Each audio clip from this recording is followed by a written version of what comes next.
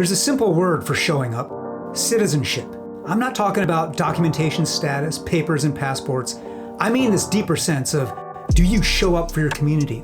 Welcome to Aspen Ideas Show Up. My name is Zinklea Samoa. I am a correspondent at Now This and the host of Know This, a daily news show. And I'm Eric Liu.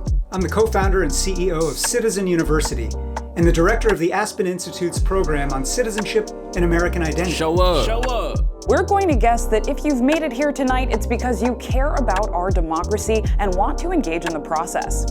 But this isn't just a get out the vote effort. We're not trying to convince you that all you need to do is to show up at the polls. We think that is the very least you can do, and that democracy takes work, but that work is empowering and joyful and can be a part of your everyday life. Show up. And we're going to talk about how to have better arguments. Yes, more arguments, but less stupid ones. Ones where we can actually learn from and understand one another. We're going to talk about protest, why it works, because we've witnessed that it does, and how the most effective protests are often thoughtful and planned, but also exuberant and emotional. And we're going to talk about what happens both before and after Election Day. Elections may seem like national do-or-die moments, but the reality is that democracy lives or dies depending on how we show up 365 days a year. Part of showing up is showing folks where you stand. Sometimes that means taking a risk. This year, we've seen a wave of professional athletes taking a stand for racial justice. We're going to hear now from two such athletes about how they've chosen to use their power to include more folks into the promise of our country. Hi, I'm John Frankel, correspondent with HBO's Real Sports with Bryant Gumbel. I'm moderating a brief conversation with Candace Parker, the 2008 number one overall pick in the WNBA, and who also made the All-WNBA's first team this year. And we're also joined by Chris Conley, wide receiver with the Jacksonville Jaguars, who in 2015 was a third-round pick originally by the Kansas City Chiefs, and plays wide receiver again today with Jacksonville. Both of you, Candace and Chris, thank you for making time to join us today. Let's start with a big picture. Where do you think Black Lives Matters today? Where is this movement going at this point? Well, I think this summer, a lot of us in the sports community were able to kind of really talk about things going in, obviously with the quarantine and sports starting again. NBA took a pause, WNBA started late, NFL is just starting back up, and it was able for us to kind of take a look at our platform and how it can affect change and how we can move forward with this movement along with sports, who in all of our sports, it's dominated by African Americans. And so I think this summer, especially going in, playing sports, going back to sports, we made that a priority to have conversations and to put those conversations and back them with action. Chris, the Milwaukee Bucks took a stand when, during the course of the NBA playoffs, they decided that they wanted to protest and not play. When Candace and others talk about having a platform, is it important to be on the stage, to be performing, to be playing in order to have the platform, or is it better to step away? There can be arguments that are made for both cases, and you can see some people's platforms are larger when they step off of the court or the field, and other people can grab the attention of the world while they're on that court or field. And so I think it's a little bit less about when and where, and it's more about just using it at any opportunity. We've had guys who have tried to step off of the field. We had people stand in solidarity with the Bucks and decide that they weren't going to practice or they weren't going into their buildings that day to make their statement. So I think there's different opportunities for that in the world of sports, and it varies by person. Candace, the WNBA seems to be fairly unified in its approach and its response. Do you think that's an accurate assessment compared to some of the other leagues, particularly the NFL? I do believe that the WNBA has been unified in their approach to social justice and always has been. This isn't something new that has happened. We don't shy away from acknowledging that we are a female league. We are all women, 80% African American, part of the LGBTQ. You talk about different social economic backgrounds. I mean, we are the majority of the minority. And I do believe that it is our responsibility as the WNBA to continue to have those voices and to continue to get out into the communities. And we always have. And that made me really proud to be a part of solidarity, as Chris talked about. We stood with our brothers and they stood with us. This whole season has been dedicated to the Say Her Name campaign. Say Her Name. There are so many women, Black women, that have been killed with police brutality. And this season, we dedicated this season to acknowledging that, to bringing attention and awareness to that.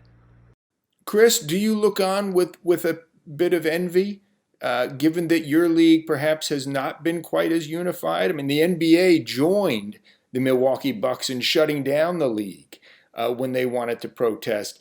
Even from the beginning, Colin Kaepernick back in 2016, there were different opinions in the NFL about how people should act. So are you a little bit jealous? I would use a different word probably than jealous. But I think that the efforts of athletes in the NBA and the WNBA, such as Candace and her teammates, they really give fuel to people like me to come into our buildings and say, hey, we're not doing enough. Hey, we're not being bold enough in the face of pushback. We're not being bold enough in the face of financial threat or threats from fans. Because at the end of the day, look at who's in this locker room. And you have people from all walks of life, but you have large and predominantly African-American players, coaches, and communities. And these people are crying out right now and wanting people to champion their voice.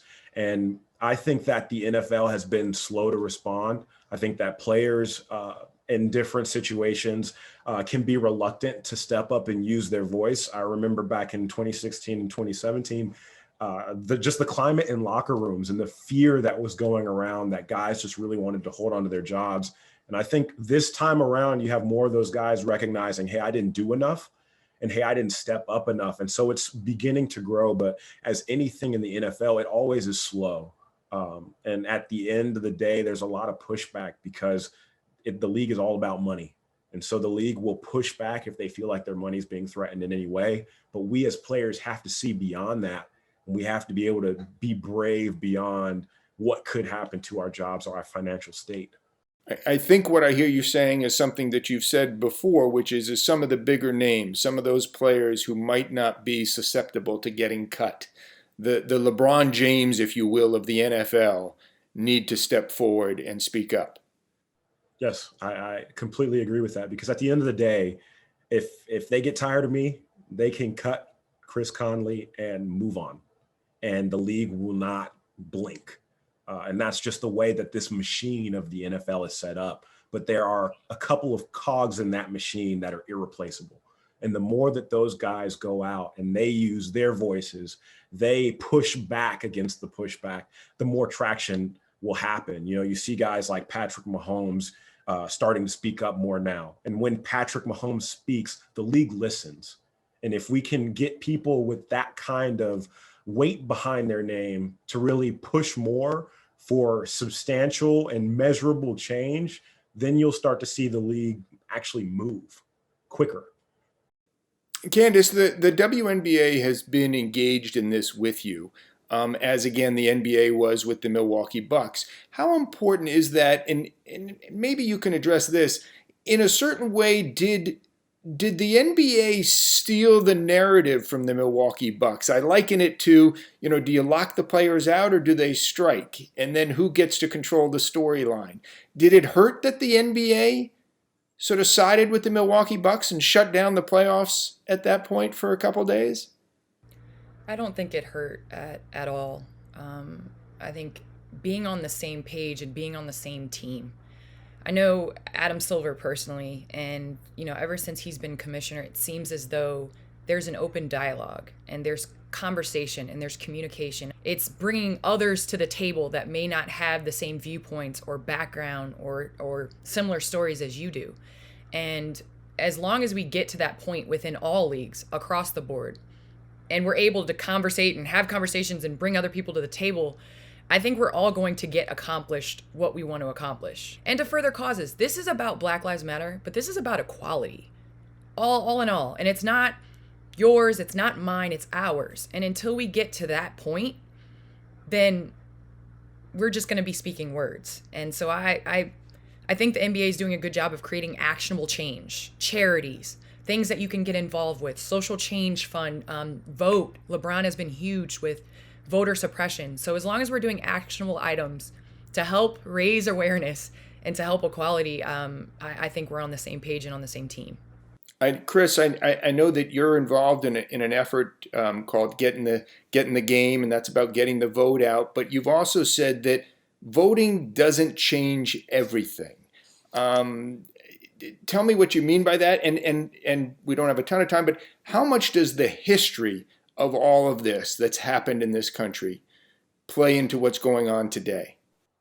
You know, you look at so many of, I call them the symptoms of our country's history. And all of these things are symptoms of a long 400-year history of our country.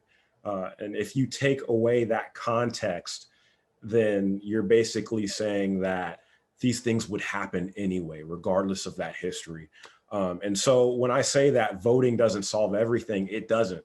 You have years and years and years of communities that have been neglected, people that have been terrorized, disenfranchised, and simple votes and propositions, they're good and they're a start, but they don't bring complete and total healing. And so there's so many different issues that you have to address to really clear up all of these symptoms. And we really need to come at it realizing the context of that history and looking at it from so many different angles. Voting is a piece. Voter suppression wouldn't be happening if it wasn't a big deal. So obviously the vote is important, but there are so many other ways that these people, my people, our people, I say our people because we're all Americans and we're all humans, but there's so many other ways that these communities have been put down, and we can't just focus on one way and think that it's going to solve everything.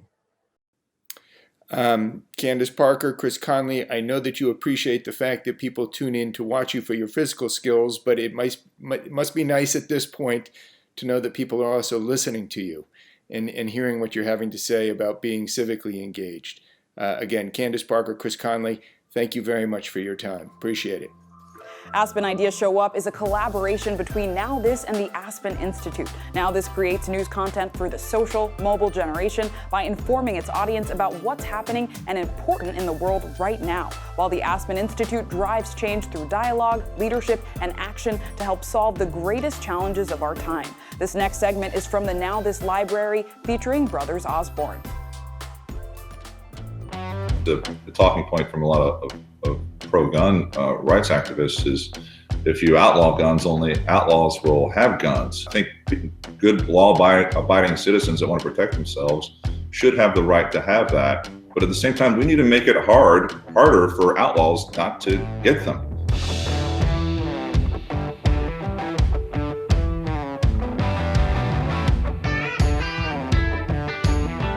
We're not anti-gun at No, all. I'm not anti-gun. I mean, I have guns in this house that we're in right now. It makes me feel I can sleep well at night having that. But at the same time, the way that gun laws are right now makes me extremely uneasy. And I think it makes a lot of people uneasy. And I think there's some very common sense gun laws that need to be put in place that I think most people agree with, even conservative people. Yeah. And nothing is being done about it.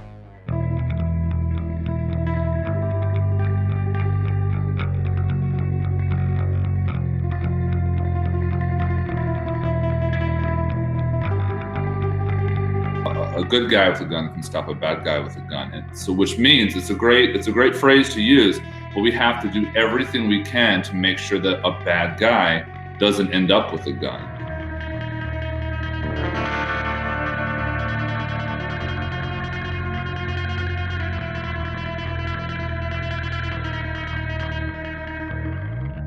This is an all-red country. Granddaddy's gun. Keep that pistol in the drawer. And I'll be up all night, still still cleaning this gun. Then people are constantly saying, well, you'll be Dixie chicked, which I think is really funny that it has turned into a verb. And I mean, I love the Dixie chicks. Yeah, you can Dixie chick us anytime you want. I think they're awesome. But that's just who we are. We're gonna say what we think, whether you like it or not, whether it's detrimental to our careers, we don't care. I mean, the right to own a gun is very important. It's literally the Second Amendment. That's how important it is. But the only amendment that beats that is the First Amendment, our right to speak. Probably hurt us more than help us, and that's how passionate I am about it. That's how much I think change needs to happen, that I'm willing to sacrifice fans for that. I'm willing to sacrifice money for that.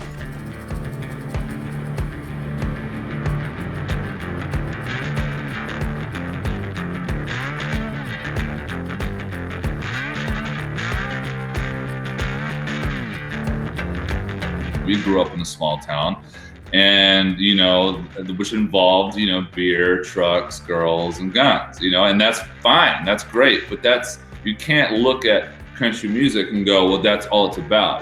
That's just one sliver of it. There's so much more to it than that.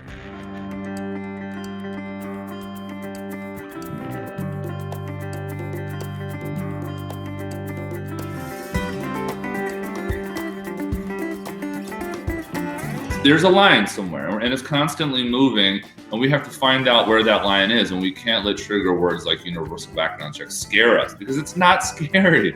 No one's taking anything away. We're just trying to keep people safe. Personally, I don't think AR-15s are necessary to have, right? We don't need them. They're not great for hunting. If we spend no time talking about mental health and we pump a bunch of time and money into protecting guns, that's just a recipe for disaster. So I think those two things alone can really solidify the line where I believe it needs to be and keep all of us as safe as possible.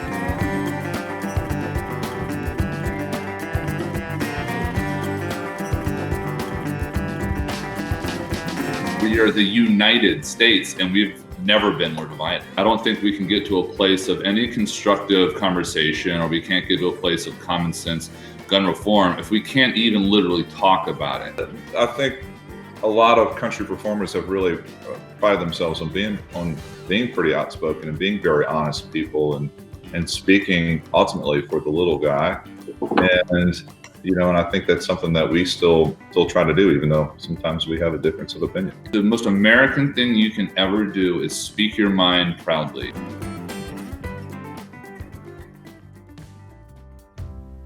It's easier to forge a path of showing up when you see people who've done it before us in a monumental way. Here's a tribute to a trailblazer who shows us all the way. You know about John Lewis, civil rights leader and congressman. He was someone who showed up. When he was just a student and the civil rights movement was just beginning, he showed up to organize. When lunch counters didn't seat Black customers, he showed up, resisted, and sat down to eat. When buses enforced segregated seating, he showed up and he chose his seat. When thousands gathered to march against injustice, he showed up, led people over that bridge and to Washington. He was beat up by police, surveilled and monitored. He got arrested more than 40 times in the 60s alone, but he kept showing up and leading more and more people to show up themselves until their right to show up was recognized and protected. And then he moved from lunch counters and bus stations and into government, from City Hall to Washington to finally the House of Representatives. But still, whenever there was a march or a protest or a way he could amplify the voice of his people, he showed up. And he showed up every day until the day he died. He's remembered as a hero, as a trailblazer, and he did so much to make this country a better, more equitable place. And it all started when he woke up one morning when he was just a young man and decided to show up.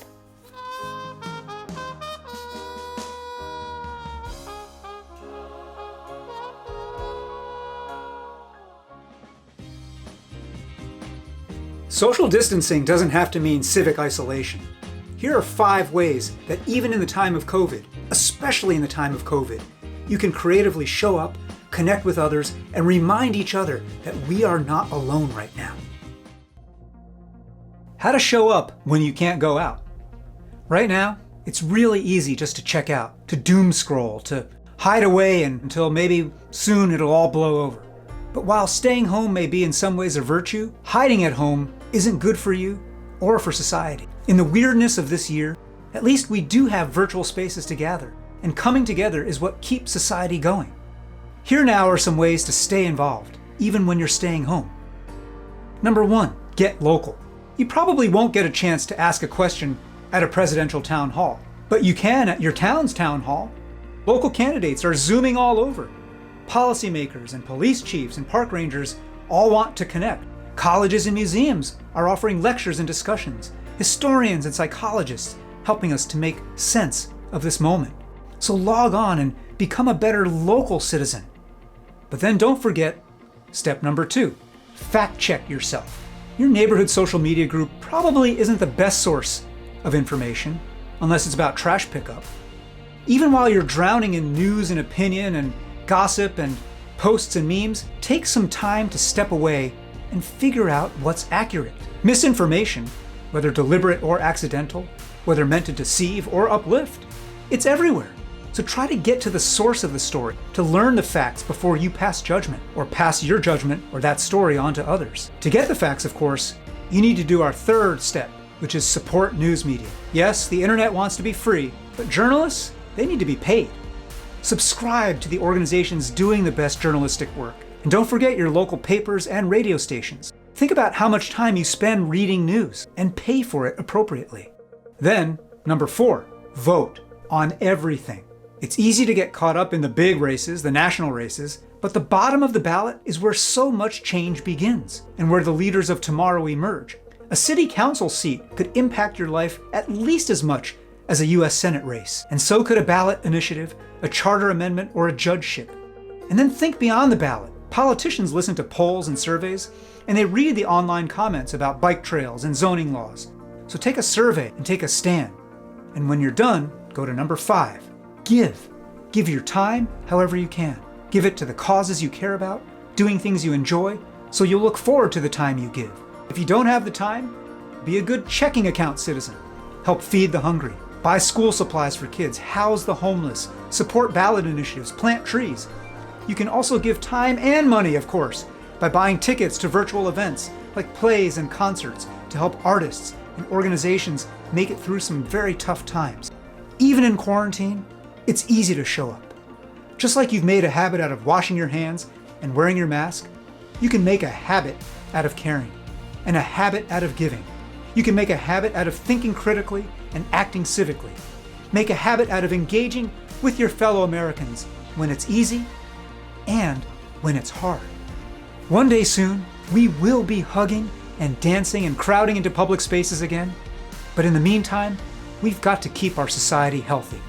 Luckily, we don't need to wait for a vaccine to help build civic health.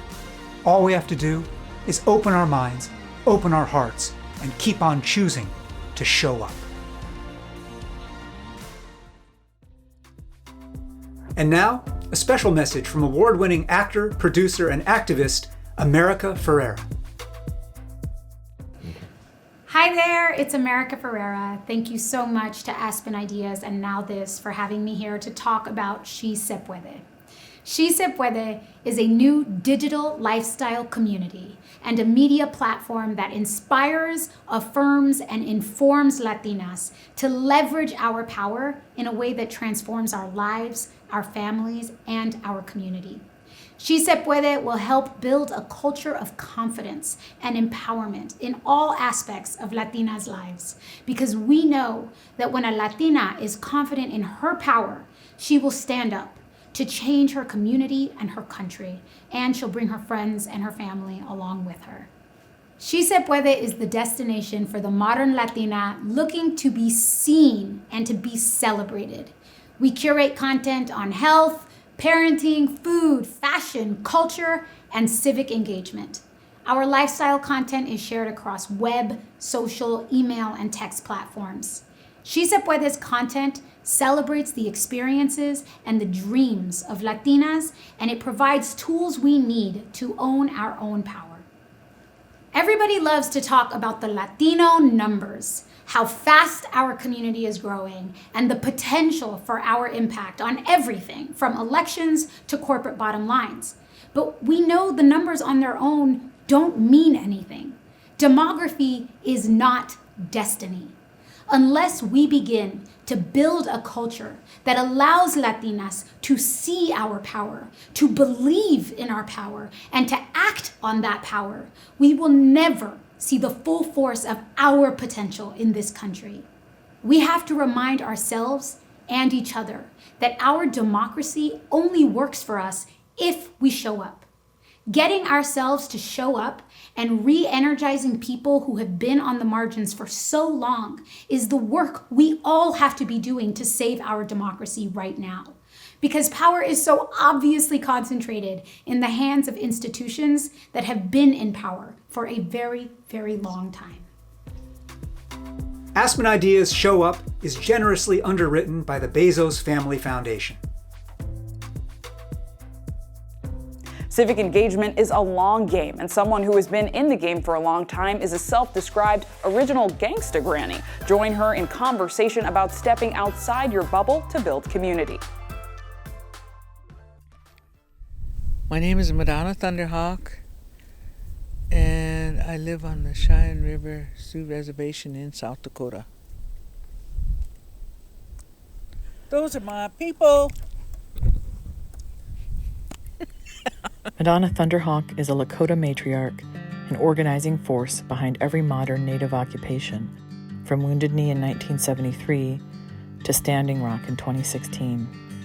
She was radicalized in the late 1960s and became a force of nature within the American Indian movement. She co-founded the We Will Remember Survival School, Women of All Red Nations, and the Black Hills Alliance. A powerful voice for Native resistance and sovereignty, Madonna has spoken around the world as part of a global movement for Indigenous rights, serving as a delegate to the United Nations, and is the matriarch behind the Warrior Women Project, a collective for the development of scholarship, media, and activism. She is the original gangster granny. My name is Beth Castle, and I'm a community scholar and filmmaker. Just recently, she and I caught up on Lakota land to discuss the importance of voting and advice for a younger generation. If there was one thing you'd really like to see the young people who are on the rise right now, what might that be? The value of allies, because no group of people, whether it's an age group or whether it's an ethnic group, cannot stand alone. So allies are so very important, and you start building those on a local level. It's got to start with community. When you're asking people to think of community, what are you asking them to think Extended family, because I'm finding out English words are very limited, but outside of my people, extended family is very important, and that's the glue that holds us together. And because of extended families can be anywhere, all over the country. I mean, I have extended family all over this land, It's another word for community. And maybe the rest of America has to relearn that. The interactive sessions start at 8 p.m. Eastern Time and are not to be missed. There are multiple topics to choose from, and you can still register at aspenideas.info/register. There is Advocacy Today, Lessons from the Civil Rights Movement, an interactive webinar with 2 Stanford University professors that will share key stories from that movement, highlighting how those past events established the blueprint for today's campaigns for racial justice. There's Bridges That Last, strategies for rallying bipartisan coalitions. Young politicians from both parties will talk about building effective, long-lasting coalitions to help push legislation across the finish line. And then last but definitely not least is Youth to Power, Your Voice and How to Use It.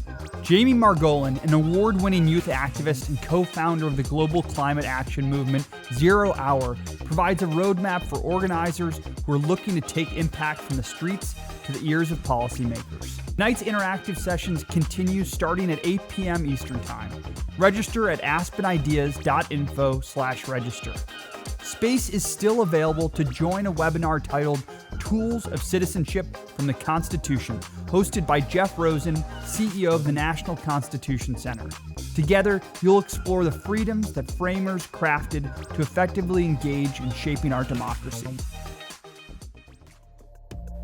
If you're not as trusting of organizations and structures as you used to be, you're not alone. Our country is in a serious trust deficit. People have stopped believing that institutions of all kinds are legitimate. Well, our next discussion is going to focus on what it takes to remedy that and repair trust in each other and in our institutions. Hello, my name is David Brooks. I am a columnist at the New York Times and the chair of Weave, the Social Fabric Project at the Aspen Institute. And I'm joined by my good friend Yuval Levin. Yuval is head of social, cultural, and constitutional studies at the American Enterprise Institute. He edits a magazine, a very great magazine called National Affairs, and he's the author of this fine book, Time to Build. Yuval, we've both written a lot about institutions. We're at a time where people have lost faith in them. But your book is built around an interesting distinction between, well, describe to us the distinction you make in the book. Well, sure. Thank you, David. It's great to be with you. The book argues about the sources of some of our loss of trust in institutions. And among the primary sources lately has been a sense that people within some of our major institutions have lost the sense of what those institutions are for. So that rather than seeing them as formative of them, as shaping their character and giving them a responsibility, a role, a place, they see those institutions as performative, as places to stand and put on a show in the larger cultural theater of American political and cultural life. And so they see them as platforms for themselves. And you can see that in our politics, you can see it in the business world, you can see it in the academy, in the media. Institutions that are being used as platforms by the people within them are just harder to trust. Yeah, now I could see how, we all know what performative looks like. I know a lot of people who run for the Senate so they can get on TV or so they can write books. But what does it look like to be formed by an institution? You know, it looks like understanding yourself through the role that you have. So you might say there's such a thing in the world, say, as an attorney or an accountant. And it's pretty easy to say when someone is behaving in a way that is very unaccountant-like, right? And you can very easily sort of tell, well, that's not what that person is supposed to be doing in this situation. I think in a lot of our institutions now, we've lost the sense that, say, there is such a thing in the world as a member of Congress, someone who thinks of themselves as a legislator, rather than, for example, as a cable TV news personality. That distinction has pretty much been lost in our political life now. And I think increasingly in a lot of ways you see that with journalism too, where people are trying to build their own brand rather than see themselves as operating within an institution, within a profession, under a set of guidelines and rules. The purpose of those rules is not just to constrain them, it's to empower them, to enable them to have a claim on our trust. And when they step out of those boundaries, it's much harder for them to make that claim. Yeah, and I would say for young people, there's just a lot more insecurity today because of the failure of institutions and because of the failure sometimes of each other. You know, the thing that worries me most is not even trust in institutions, but trust in each other. And if you ask people a generation ago, are most people trustworthy? 60% said yeah. And baby boomers, older people, still sort of have that sense. But growing up in a much more insecure world, a world where basically history has let you down, people under 30, only 19% say people around them are trustworthy. 70% say, you know, most people are selfish and out for themselves. That's just, the world looks like a more dangerous place, I think, for a lot of people. The striking thing about that, too, is that if you look at some just objective measures of well-being in our society, it's not actually that easy to explain why that has happened. So people are as healthy as ever. Our economy was doing okay before the crisis and will be doing okay after the pandemic. Some basics of sort of well-being seem to be all right. But yet, as you say, people have this sense that we're divided, we're broken, you can't trust people on the other side, whatever the other side might mean. There's not a sense that we're all in this together. And I think that that's as much a symptom as a driver of a loss of confidence in institutions. There's just not this sense that we are one whole society that's engaged in one common life. There's increasingly a sense that we're teams, we're clans against each other. And so you can't trust that people who aren't on your team are somehow on your side in some other way. And it matters, if your doctor votes the way you do, or if your employer does, in ways that just wouldn't have been a question in prior generations. And so I think these things are just related. The polarization of our national life has a lot to do with the reason why people don't feel like the institutions are there for them. I just did this story for The Atlantic on trust, and I asked all these social scientists, like, okay, how do you rebuild trust once it's gone? And they weren't much help. They were like, yeah, we don't really know because we haven't really seen that. Do you have a sense of how you rebuild trust? It's an enormous challenge. It's not easy to say how a society can reverse the trends we've lived through, but I think thinking about them in terms of reversing probably isn't quite right. We have to think about them in terms of building. From where we are now, what do we need to be building so that we can get to a place where we have some more social trust? I think the key to that, and really the key to being hopeful about America in general, is to look at our country from the bottom up and not from the top down. We're not going to be able to start by building political trust. We're not going to be able to start by fixing Congress. I think you start by helping people to work together on problems that are near at hand. And if you're looking for examples of where communities have come back together, it's been around very practical problems where people have had trouble getting enough food during the pandemic, or people have had trouble integrating immigrants within an urban setting. And you can see people sort of coming together and figuring out how to solve that problem. If you want to see government working, you have to look at the local level, then maybe some states, and then think about how Washington can change. And I think that's just the direction to think about when we try to think about rebuilding trust. Okay, well, it's been a pleasure to see you, Yuval. Thanks very much. Sir. Aspen Ideas Show Up is generously underwritten by the Bezos Family Foundation. And now more content to get you fired up to show up. How to have better arguments. Sometimes it seems like the whole world is arguing, and that things would be better if we could just stop. But what if the real problem isn't that we're arguing too much, but that we're arguing the wrong way? Arguments, after all, are how people in society negotiate disagreement. They're our best tool for spelling out different viewpoints, for considering common goals. If we take a better approach to the way we're arguing, we may find they are the best way to bring us together. So what does a better argument look like? Probably not much like your last one.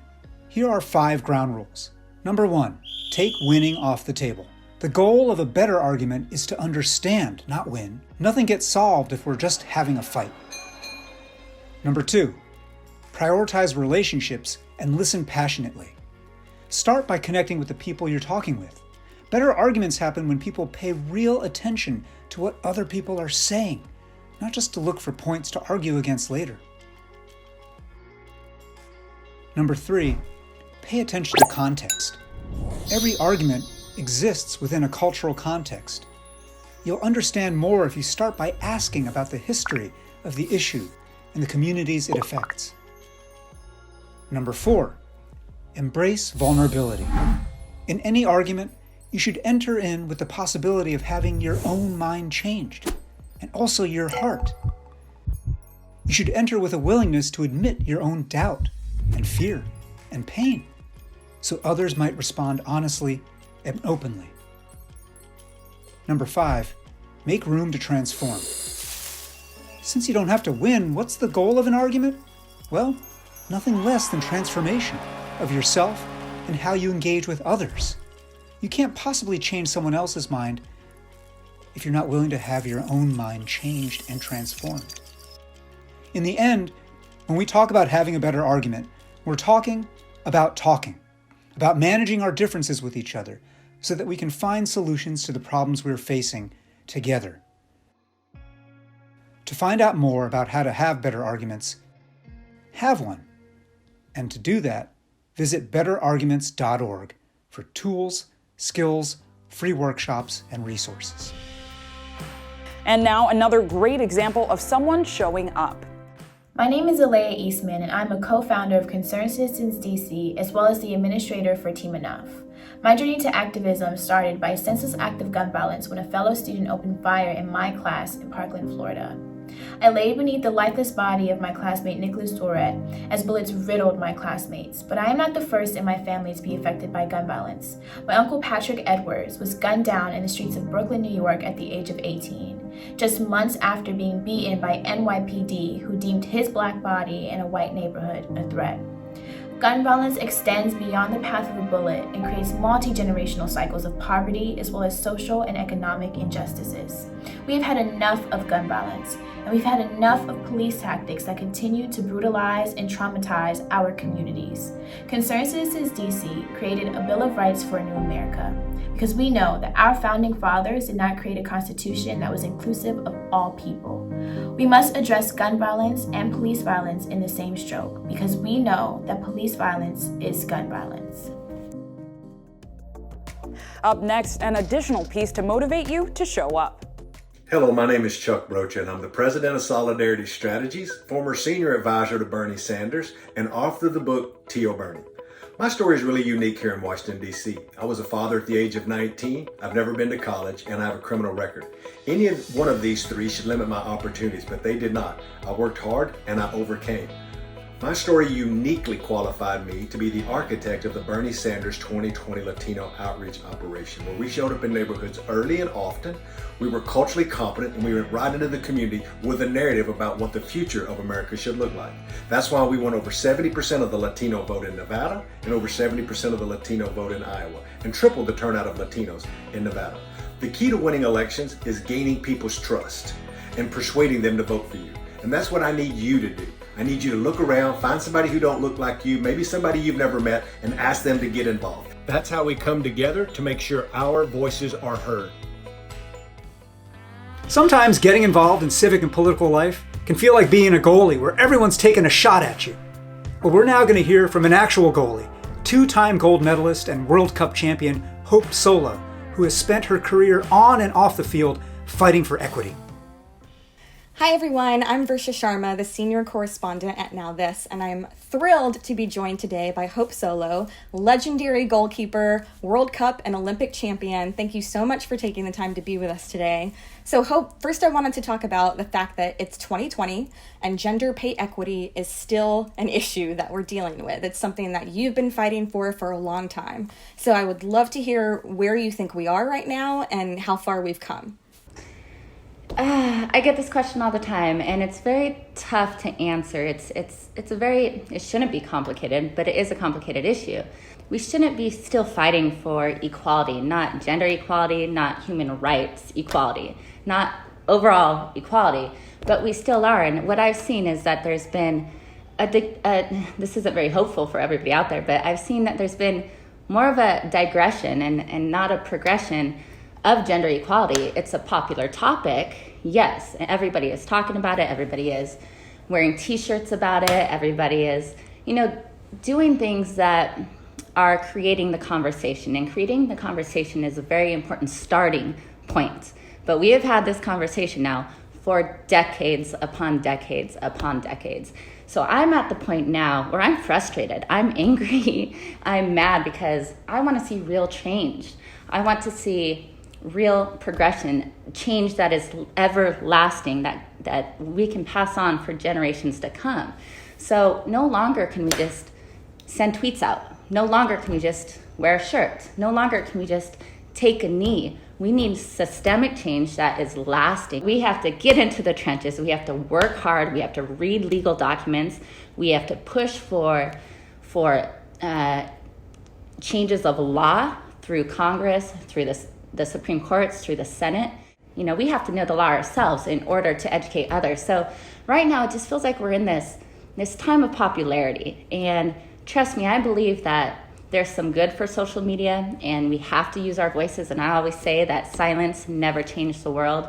But right now it's time for more than more than talk. It's time for action, and it's time for sacrifice. Other athletes that we've spoken to in this program have talked about the collaborative efforts that we've seen increasingly from leagues and teams and athletes. What is your thought on whether individual athletes can be effective versus the organizational backing and support that they may need? I'm just curious how you think that breaks down. I really know that teams and organizations and individuals are making a difference. And I think, some of those difference makers like LeBron James, he can use his influence. He can use the backing financially that he has as a male athlete. That's also a positive that he does have in comparison to a lot of female athletes. So he is able to create more change through that type of investment backing. Most importantly, however, when you look at the young kids and they see athletes stepping up and caring about the world around them, caring about the people around them, I think that can also create generational change, which is a positive. So there is that influence, which I think is incredible that we can use our platforms in social media for. But like I said, I always want to see more. I'm all in 100% of the time, whether it's on the field or off the field. Yeah, that's very clear. And I think you're completely right. LeBron is not just talking the talk, but he's turning basketball arenas into places where people can go to vote, which I just think is incredible. Now, I'm also curious what you think. It's been great to see that the women's soccer team in recent years has been getting the increasing attention and recognition that they so deserve, and that they have deserved since you were playing. So, what do you think about the way that conversation's been going, and still in the fact that 2020, certain politicians or people are saying that athletes shouldn't talk about everything that you're talking about right now? So first and foremost, as an athlete, absolutely, hands down, you have to be a fierce, fierce competitor. But that doesn't mean we're only athletes. That doesn't mean that we're not educated. That doesn't mean that we don't care about the world around us. And I think we have the ability to use our voices in a number of different ways. So for anybody to say, oh, just dribble the ball or just, look pretty and stand in goal, it's sexist, it's just naive. And I think everybody should be trying to make the world better around them, whether you are a pipe fitter or whether you're an athlete or whether you work for Congress. So it doesn't matter what you do. I think we should all aspire to do more. Other gender-based issues that we've seen are emerging as well in sports media, right? You're an activist, you're an athlete, and you've also been branching out into commentary and media. So what have you seen in your experience there that are maybe gender-based issues that people should know more about? Luckily for me, I've had a great experience in my role as a commentator. And I say that because my first commentating job was doing men's football, men's soccer. So I worked overseas and I commentated the Men's World Cup. So I've been used, right now I'm one of the main commentators for La Liga, which is the men's Spanish league and one of the best leagues in the world. And I work for BN, and at BN, oftentimes we have 2 female commentators or analysts for the men's game and only 1 male. So I've lucked out. But then I look at other networks and you never really see female analysts. You see the female host, but you never see a woman breaking down the men's game. And you see it oftentimes in the women's game. So you see it all the time. It does drive me crazy, but I have been fortunate enough to break into the men's game.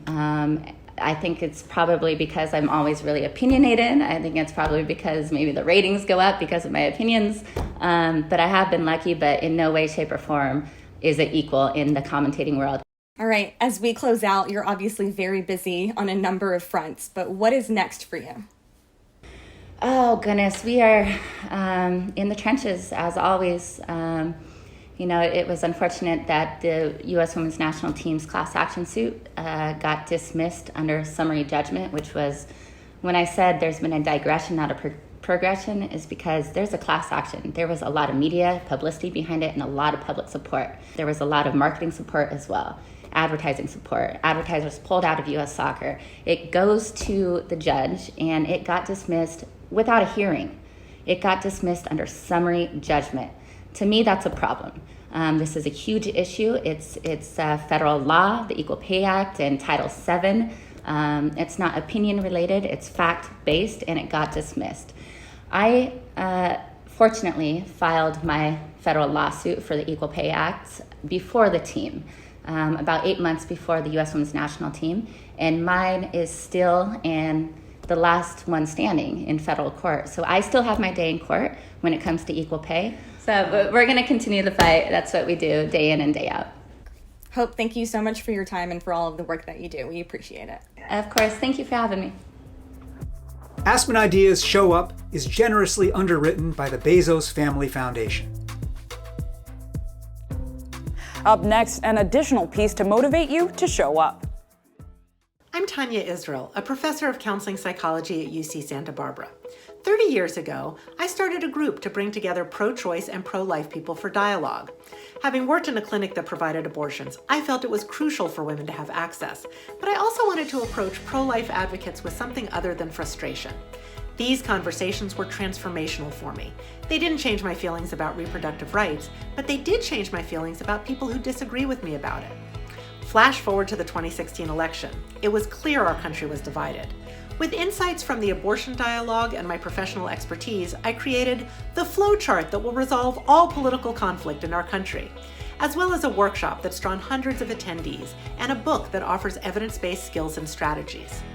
I am now more optimistic than ever that we can bridge the political divide to strengthen our connections and our democracy. My experience, backed by science, indicates the key is to listen to each other. To transition us from the discussions with experts to your discussions and interactive session, we are going to hear a piece written specifically for Aspen Ideas Show Up by artist and performer Akinyemi. I had a homie and he never voted before. I guess he was scared of the polls. Don't know what a ballot is, he feeling out of it, he never planning the show. And now I was letting him know, voting is more than the president, House of Representatives, you can edit them, choosing the DA, the judges, the senators. I said make them look more like you, tell them look you in the eye, no bird's eye view. Voting is the least you could do. I ain't here telling you to do something that's unreasonable, I'm just speaking the truth. Take what you needed, pay it forward while I'm daily receiving. Catch me outside sitting and reading, freedom is what I believe in. Let's take this time to educate you. I'm talking November 3rd, I'm talking about legislature. Breathe in, I said, it's okay, it's gonna be a good day. I just voted and it's great, yeah, I'll say.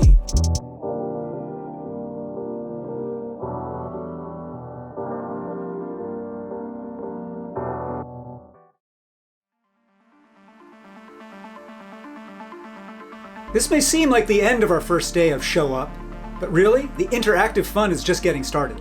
If what you saw tonight left you motivated or empowered or even angry, then the next step starts right now. Part 2 of our evening is an hour of interactive discussion where you and other motivated citizens talk about opportunities to get active and work through strategies to make change. There's still time to sign up. Visit the website on your screen to do that right now. If you are already registered, you'll have gotten an email from our team with the URL you should visit. In the next 60 short minutes, you'll have more of the tools you need to start really showing up for your neighbors and your country. Part of showing up is also sharing feedback, helping to close that loop. You'll see on screen a code that will take you to a survey.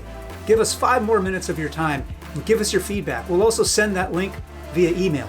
So much of what you've experienced today is going to shape how we build more programming to help more people remake our democracy for everybody.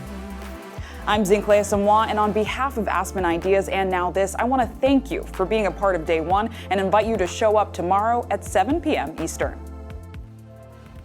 Join us tomorrow night, the same time, 7 p.m. Eastern, when we'll feature more discussions and stories about showing up with Yellow Pain, a rapper with a mission to inspire his community to show up. We'll continue the conversation about showing up for gender equality with powerhouse Tina Chen, the CEO of Time's Up, and we'll also hear from more young trailblazers showing up for their communities.